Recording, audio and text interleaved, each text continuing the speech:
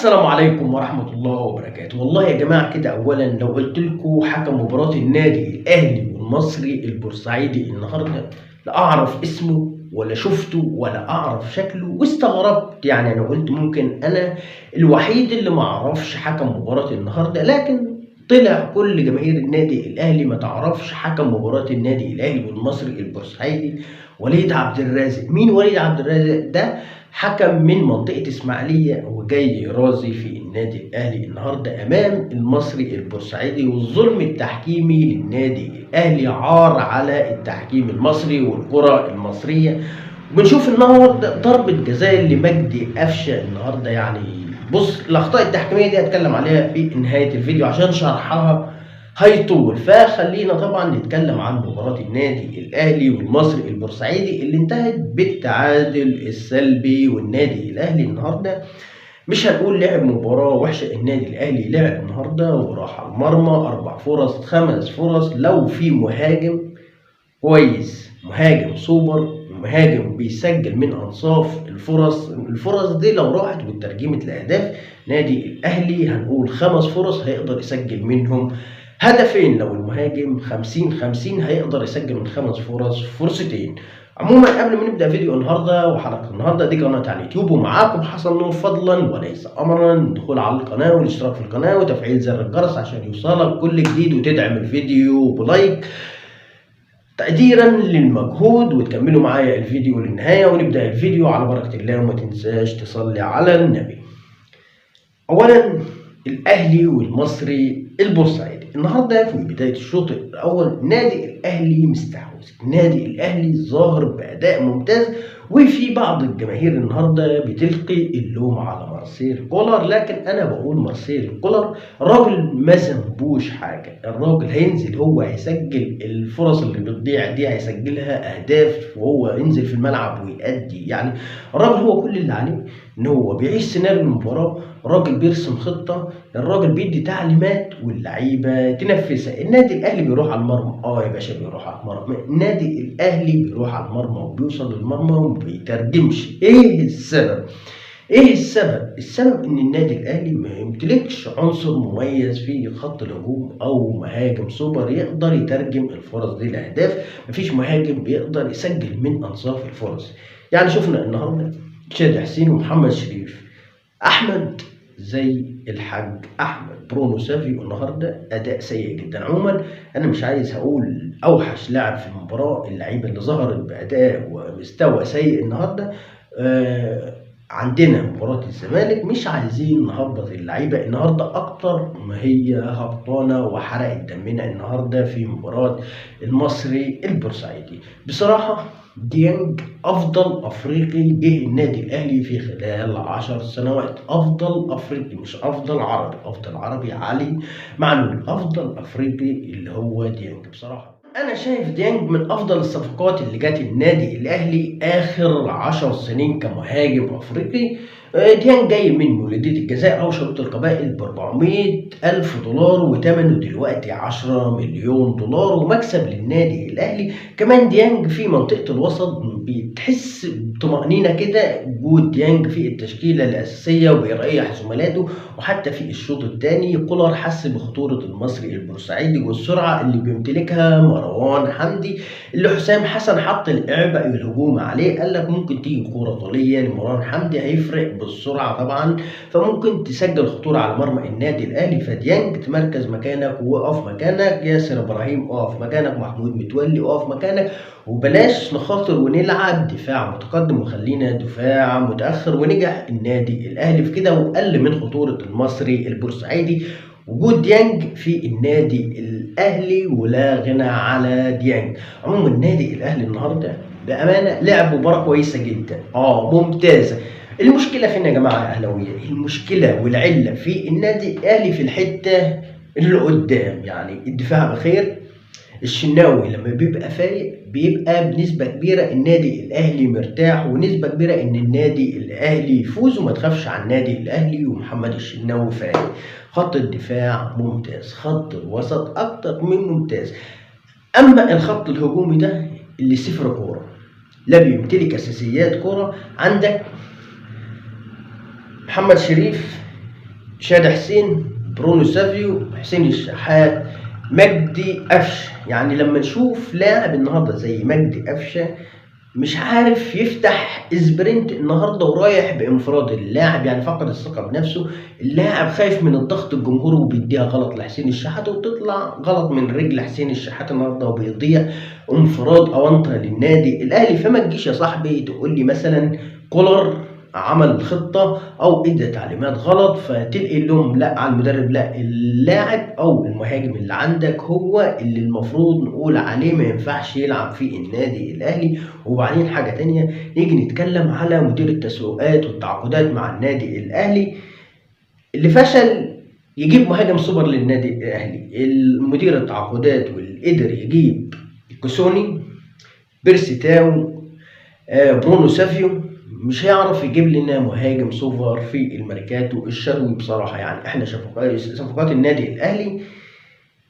مش دي صفقات النادي الاهلي. يعني لما نشوف النهارده عبد الرحيم دغموم لاعب المصري البورسعيدي هنشوف وهنقول ان احنا ما عندناش محترف اجنبي في النادي الاهلي النهارده، او الياس الجلاصي. النهارده عبد الرحيم دغموم افضل لاعب في مباراه النادي الاهلي والمصري البورسعيدي، وكمان الياس الجلاصي النهارده اتنين النهارده لعيبه ممتازين جزائريين ظاهرين في المصري البورسعيدي. لو نشوف القيمه التسويقيه للمصري ولعيبه النادي الاهلي، لعيبه في النادي الاهلي بتاخد بال40 مليون وبال20 مليون وبال10 مليون وفقدوا اساسيات كره القدم وما عندهمش بديهات في كره القدم. لاعب مفيش اللاعب اللي زي عماد متعب، مفيش راس حربه زي عماد متعب، مفيش واحد زي فلافيو، مفيش واحد زي ابو تريكه، مفيش واحد زي سيد معوض. النهارده محمد هاني النهارده مش هنقول عليه وحش، محمد هاني لاعب مباراه كويسه واداؤه كويس وبيظهر بمستوى ممتاز.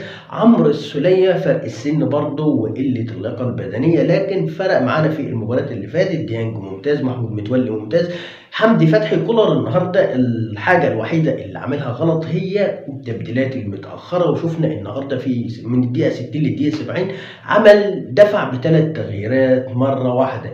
نزول النهارده برونو احمد عبد القادر مكان برونو سافيو، شادي حسين مكان محمد شريف، احمد زي الحاج احمد. مفيش تغيير في خط هجوم النادي الاهلي، لكن انا بقول شادي حسين يلعب اساسي على محمد شريف. محمد شريف ده مش مهاجم النادي الاهلي ولا ده هجوم النادي الاهلي في كاس العالم. هجوم النادي الاهلي النهارده لما تجيله 5 فرص النهارده وما يقدرش يسجل منهم هدف، فده مش هجوم النادي الاهلي. اللعيبه دي يا جماعه لازم تتجازى، زي ما بتفوز وبتاخد مكافآت لازم تتجازى. ما الاهلي لعب وراح لكن مفيش اهداف. المصري البورسعيدي النهارده راح بفرصتين، النادي الاهلي راح ب5. محمد الشناوي النهارده انقذ فرصتين النهارده من المصري البورسعيدي، فيهم كوره بتاعت عبد الرحيم دغموم النهارده اللي عملها حته برازيلي كده واكل فيها النهارده علي معلول ولبسها كده، لولا محمد الشناوي لمسها بطرف ايده وخبطت في القايم من فوق. دغموم النهارده واحد من افضل اللاعبين في المباراه ورجل المباراه النهارده وظهر بمستوى متميز. شوف دغموم وشوف برونو سافيو. يعني انا بصراحه حزين جدا على هجوم النادي الاهلي يا جماعه.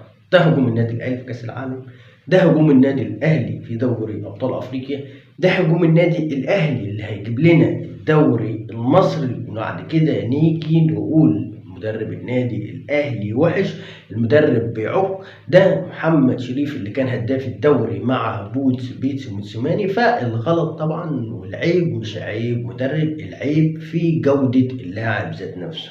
لما يبقى عندنا مهاجم مش قادر يسجل هدف، لو نيجي نبص لاهداف النادي الاهلي مفيش مهاجم بيسجل يا جماعه. عمرو السولية قبل كده مسجل هدفين، حسين الشحات، مجدي قفشه.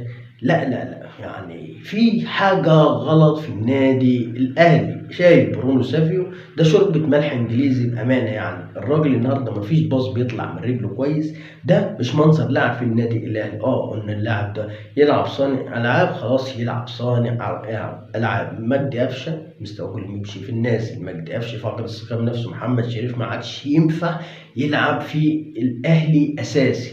شادي حسين لازم يبدا اساسي. احمد عبد القادر انا شايفه النهارده كان يبدا اساسي افضل من برونو سافيو. احمد عبد القادر لما نزل نشط الهجوم شويه. النهارده هجوم النادي الاهلي بتروح فرص لكن ما بتسجلش اهداف النهارده، حرق الدم. غير كده اللي زاد وغطى كمان فرص اللي ضايعه. لا، الحكم بيزيد على النادي الاهلي. نشوف النهارده مجدي قفشه والتصادم مع حارس مرمى المصري. هتقول لي في منطقه السته، لا الكره دي مش في منطقه السته. طب ايه اللي يفتح دماغ قفشه ويخليه ينزل دم يا جماعه؟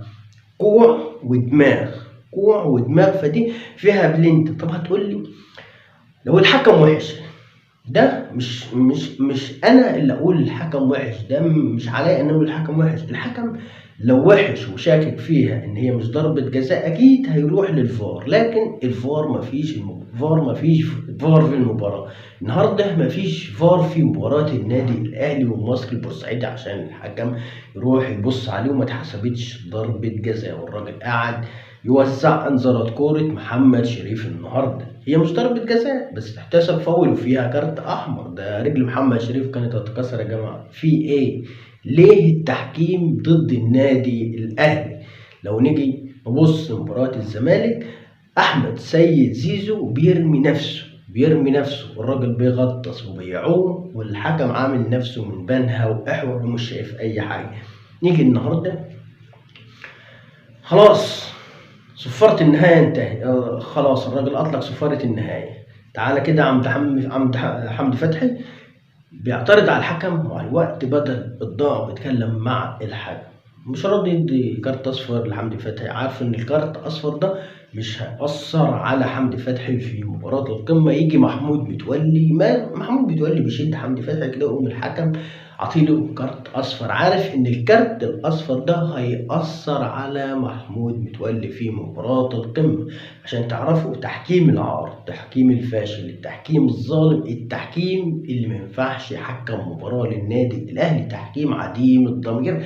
الحكم وليد عبد الرازق من منطقة اسماعيلية المفروض ده ما يحكمش اي مباراة للنادي الاهلي. لما نشوف زيزو بيعوم وبيرمي نفسه وبيتبلع عشان ياخد فاول او ضربة جزاء والحكم ولا هنا، محمود متولي رايح يشد حمدي فتحي ما بيكلمش الحكم، بيقوم عاطيله انذار اصفر عشان يغيب عن مباراة القمة، مباراة الاهلي والزمالك. فالتحكيم حرق دمنا، مش كفاية اللعيبة، مش كفاية الهجوم، مش كفاية المباراة النهارده التعادل سلبي، لا لازم نظلم تحكيميا، ما ناخدش حقنا في التحكيم. خليني يا عم انا وحش بس اديني حقي. ورجعنا بقى لحوار وسيناريو الموسم اللي فاتت، هدف اوفسايد، ضربة جزاء تروح علينا. يعني انا شايف الاهلي اتظلم، مع ان النادي الاهلي معلش تعادل النهارده هتتعوض، بس هتتعوض ازاي؟ بس انا اتمنى من محمود الخطيب، الكابتن محمود الخطيب، وطبعا مدير التعاقدات والتسويق في النادي الاهلي، نتمنى ان هو يقدر يجيب لنا مهاجم سوبر، مهاجم يقدر يسجل من انصاف الفرص. شادي حسين، محمد شريف، مع كل احترامي للاعيبه النادي الاهلي وداخلين على مباراه الزمالك والاهلي، ومش عايز اقول اي لاعب في النادي الاهلي وحش او نقلل من قيمه لعيبه النادي الاهلي، لكن احنا ما عندناش هجوم في النادي الاهلي يقدر يدينا الافضليه. مفيش اللاعب اللي يقدر يسجل في مباراه صعبه، مفيش لاعب يقدر يسجل من انصاف الفرص، مفيش لاعب يقدر يخترق. ما عندناش يا جماعه وينجين سوبر صراع. النادي الاهلي ناقصه وينجين، النادي الاهلي ناقصه مهاجم سوبر. لو نتكلم على حارس مرمى النهارده فايق بيطلع لك كورتين اهداف حقيقيه امام المصري. الدفاع ممتاز في غياب عبد المنعم، ياسر ابراهيم بيعمل اللي عليه، محمود متولي ممتاز، علي معلول، محمد هاني، خط الوسط ديانج مع السوليه. اما الحته الهجوميه اللي قدام دي او الرباعي الهجومي والثلاثي الهجومي اللي في النادي الاهلي بصراحه ما ينفعوش يلعبوا في النادي الاهلي. فنتمنى من إدارة النادي الأهلي في الميركاتو الشتوي قبل ما ينتهيش إلا بمهاجم من العيار التقيل. ادفعوا فلوس يا جماعة، احنا نادي بطولات، الفلوس اللي هتدفعها دي هتجيب لك بطولات، كأس عالم للأندية جاي، في دوري أبطال أفريقيا. الهجوم اللي عندنا ده ما يصلحش يلعب في دورة رمضانية، مش الدوري المصري ولا كأس العالم للأندية ولا دوري الأبطال. ارحمونا يا جماعة، ارحمونا وارحموا جماهير النادي الأهلي والعبوا اسم النادي الأهلي. والمهاجم اللي يجي لازم يعرف ده النادي الاهلي نادي ليه تاريخ، ونادي ليه مشجعين ورا ناس بيشجعوا، والنادي الاهلي فوق اي لاعب وفوق اي مدير كوره واي حتى رئيس نادي. فانا شايف الفشل كله في الراجل اللي بيجيب الصفقات، اللي جاب مكسوني واللي جاب بيرسيتاو واللي جاب برونو سافيو. فنتمنى ان هم يقدروا يجيبوا مهاجم يخلص العك والوش اللي عندنا ده كله وحرقة الدم. كان مش سهل النهارده فوز على المصري باتنين او بتلاتة بنروح على المرمى بس ما نسجلش. فما نستناش ان الحكم يجي علينا. طول ما احنا في تحت ضغط النتيجة، الحكم هيجي على النادي الاهلي. ليه ما نبداش المباراة في اول 5 دقايق نسجل هدف، وتاني مباراة نسجل 3؟ حتى لو الحكم بيظلم النادي الاهلي هنحط الحكم تحت ضغط، هنحط الخصم تحت ضغط. حتى لو اتظلمنا هنطلع فايزين، هنكسر ظلم وشوكة التحكيم الظالم الفاسد، وهناخد الدوري غصب عنهم وغصب عن اي حد ضد النادي الاهلي. وما تزعلوش يا اهلاويه على التعادل النهارده، ان شاء الله هنفوز في مباراه القمه، وان شاء الله الدوري ان شاء الله هيكون اهلاوي، وهيظهر الحق ان شاء الله ضد اي تحكيم ظالم واي اداره ظالمه واي واحد بيكره النادي الاهلي. وكان معكم حسن نور، ودي قناه على اليوتيوب. يا ريت يا اهلاويه تخشوا تشجعونا وتدعمونا باشتراك ولايك للفيديو، واستنونا ان شاء الله في فيديو تاني. وصلنا لنهايه الفيديو، والسلام عليكم ورحمه الله وبركاته.